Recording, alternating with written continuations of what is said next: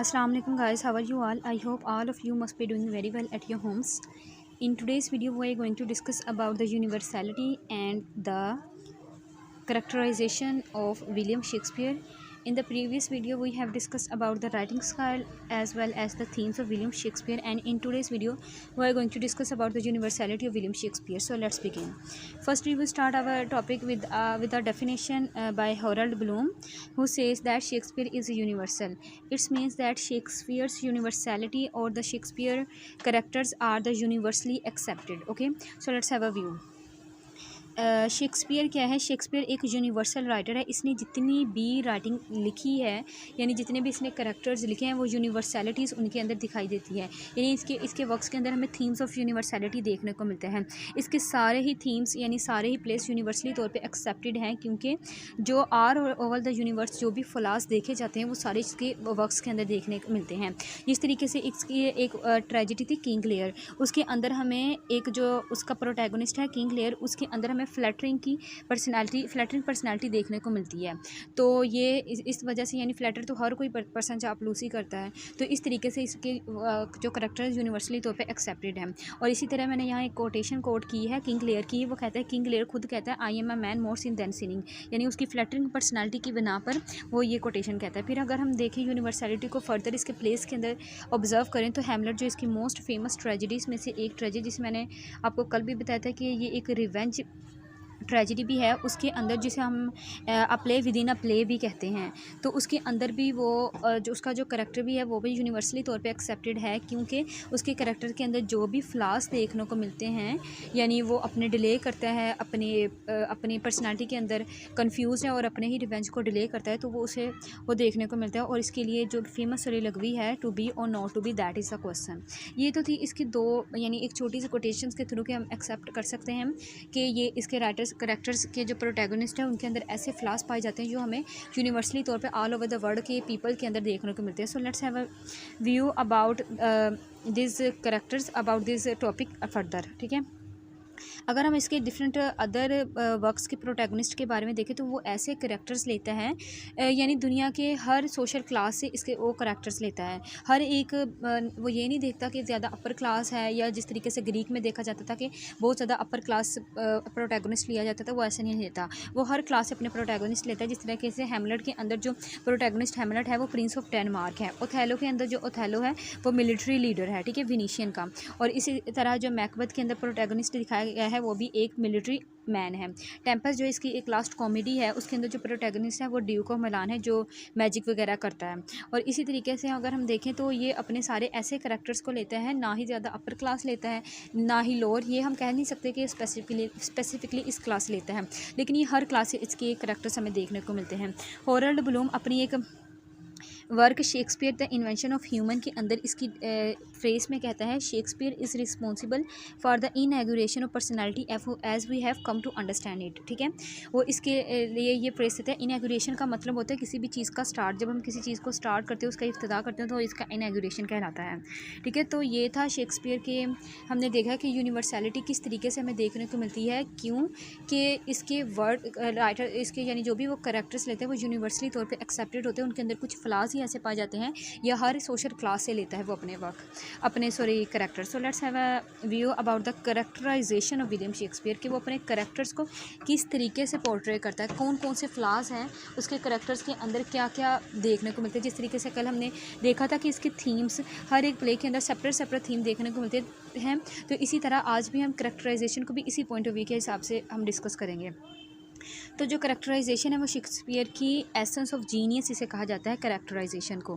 ठीक है, और अपने वो जो करैक्टर्स है मुझे हर एस्पेक्ट ऑफ द लाइफ से अपने करैक्टर को टच देता है, चाहे वो सटायर कर रहे हो, आर्ट कर रहा हो, या कोई भी कॉमेडी यूज़ कर रहा हो, तो वो हर एस्पेक्ट ऑफ ह्यूमन लाइफ उसके अंदर देखने को मिलती है। जो जॉन ड्राइडन था, इसके बारे में वो कहता है कि Shakespeare was the man who of all modern and perhaps ancient poets had the greatest and the most comprehensive soul. ये इसके बारे में एक इसकी फ्रेज में ये हमारे कोट देता है शेक्सपियर के बारे में। ठीक है, और ये जॉन ड्राइडन है जो हमारे पास इसके शेक्सपियर के बाद आने वाली इरा से बिलोंग करता है, इसलिए वो यहाँ मॉडर्न इरा का वर्ड यूज़ कर रहा है। अच्छा, शेक्सपियर को अब हम देखते हैं कि जिस तरीके से हमने पहले देखा कि किस किस वर्क में क्या क्या यूनिवर्सलिटी देखने को मिलती है, इसी तरह हम करैक्टर्स के भी देखेंगे कि शेक्सपियर की जो फेमस ट्रेजेडीज़ हैं, ओथेलो, हैमलेट, किंग लियर, ये सारे इसके अंदर ये यानी जो ये करैक्टर, ये सारे ना इसके करैक्टर्स के नाम हैं, ये सारे इसके करैक्टर्स के नाम हैं। और हम ये देखते हैं कि किस तरीके से वो करैक्टर्स को पोर्ट्रे करता है, यानी करैक्टर्स के अंदर कौन कौन से फ्लॉज या कोई देखने को मिलती है। अगर हम इसकी करैक्टर्स की नेचर की बात करें तो करैक्टर्स के जो मैकबेथ है, मैकबेथ के अंदर उसकी एम्बिशन मैकबेथ की देखने को मिलती है। इसी तरह एंटोनियो के अंदर फ्रेंडशिप देखने को मिलती है, यानी एंटोनियो के इस तरह से वो फ्रेंडशिप इस तरीके से उसका करैक्टर पोर्ट्रे करता है कि वो फ्रेंडशिप उसके अंदर देखने को मिलती है। और पोर्टिया की हमारे पास इंटेलेक्चुअलिटी देखने को मिलती है। और फिर किंग लियर की हमारे पास सिंप्लिसिटी, किंग लियर की, इसके अलावा हमारे पास फ्लटरिंग पर्सनालिटी भी हमारे सामने आती है। और फिर इसके अलावा ब्रूटस की नोबिलिटी हमें देखने को मिलती है। और अगर हम इसके अलावा फर्दर उसके अंदर देखें तो हैमलेट के अंदर हमें क्या देखने को मिलता है, उसके अंदर डिले, उसकी नेचर वो अपनी ही मेंटल डिस्टर्बेंस देखने को मिलती है। ठीक है, वो अपने रिवेंज को डिले करता है और इसके अलावा उसकी मेंटल डिस्टर्बेंस देखने को मिलती है। अगर हम ओथेलो का करैक्टर को देखें तो ओथेलो के अंदर क्या है, उसके अंदर हमें जेलसी देखने को मिलती है। करैक्टर ओथेलो के अंदर जेलसी है, इसके अलावा इयागो के अंदर भी जेलसी देखने को मिलती है इस तरीके से। तो ये अपने करैक्टर्स के हर करैक्टर्स के अंदर कोई ना कोई ह्यूमन वो देखने को मिलती है, ह्यूमन पर्सनालिटी के अंदर जो पाई जाने वाली पुलिस है। ठीक है, अब जो सैमुअल जॉनसन इसके बारे में कोटेशन देता है कि Shakespeare are not modified by the customs of particular places. ठीक है, यानी वो पर्टिकुलर प्लेसेस वो इस बात पे बात करता है कि यानी वो एक चीज़ की बात नहीं करता, वो हर एस्पेक्ट्स के साथ अपने करैक्टर्स को डील कर रहा है। ठीक है, तो आगे अगर हम इसके वुमेन करैक्टर्स की देखें तो वुमेन करैक्टर क्या है, तो जब शेक्सपियर जिस इरा में बिलोंग करता था, क्वीन एलिज़ाबेथ थी। ठीक है, उस इरा में क्वीन एलिज़ाबेथ थी, लेकिन स्टेज पे ज़्यादातर वुमेन उस वक्त इतनी ज़्यादा परफॉर्म नहीं करती थी। लेकिन इसने जो वुमेन पोर्ट्रे की हैं अपने ही वर्क के अंदर, वो डिफरेंट आइडियाज़ के साथ इसने वुमेन पोर्ट्रे की है। जिस तरीके से ओथेलो के अंदर हमें डेस्टिमोना, ओथेलो की जो वाइफ है, उसका करैक्टर देखने को मिलता है। ठीक है, अब हॉलैंड ब्लूम मैंने डिफरेंट कोटेशंस अपने इस क्वेश्चन के अंदर ऐड की हैं।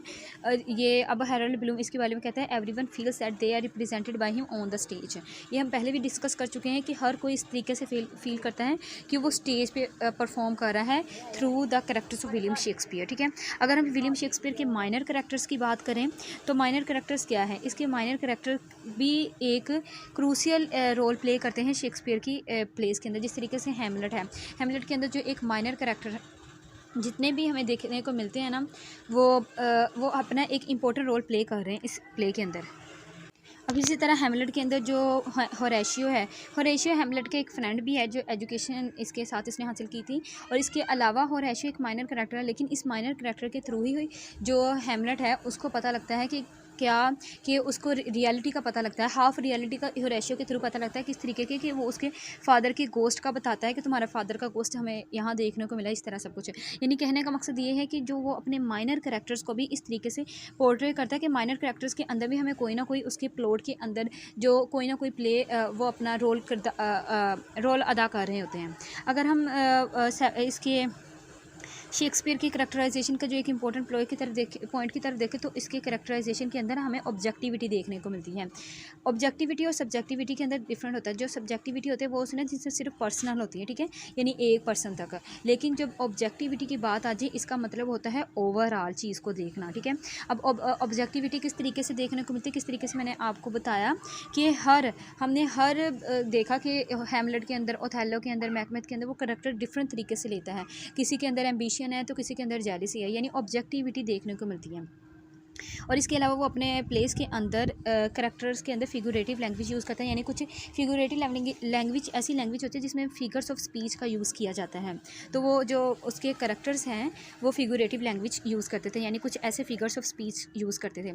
अब शेक्सपियर की अगर हम करैक्टराइजेशन के अंदर यूज़ देखें तो उसके अंदर करैक्टर्स जो भी डायलॉग्स बोलते हैं उसके अंदर हम कुछ सिम्बल्स देखने को मिलते हैं।